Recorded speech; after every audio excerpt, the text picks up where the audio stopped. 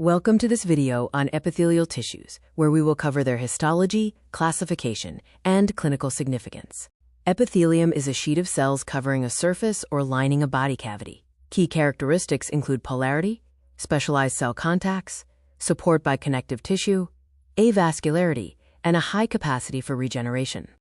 Epithelial tissue is classified by cell layers: simple, which is a single layer for absorption and secretion, or stratified, which is two or more layers for protection. Cell shapes include squamous, cuboidal, and columnar. Simple squamous epithelium is a single layer of flattened cells, allowing materials to pass by diffusion and filtration. Key locations include kidney glomeruli and lung air sacs. Simple cuboidal epithelium has a single layer of cube-like cells, primarily functioning in secretion and absorption. This tissue is found in kidney tubules and small glands.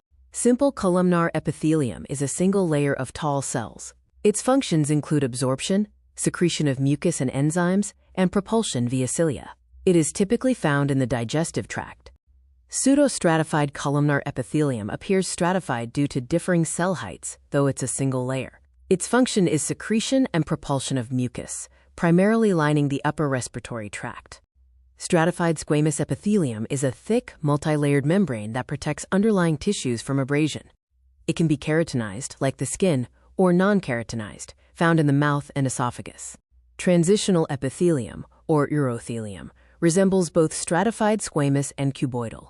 Its function is stretching, allowing distension of urinary organs such as the bladder and ureters.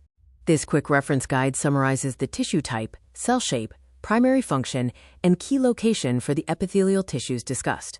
Clinically, metaplasia can occur, such as in smokers' tracheas. Most cancers are carcinomas, tumors of epithelial origin, including squamous cell carcinoma and adenocarcinoma.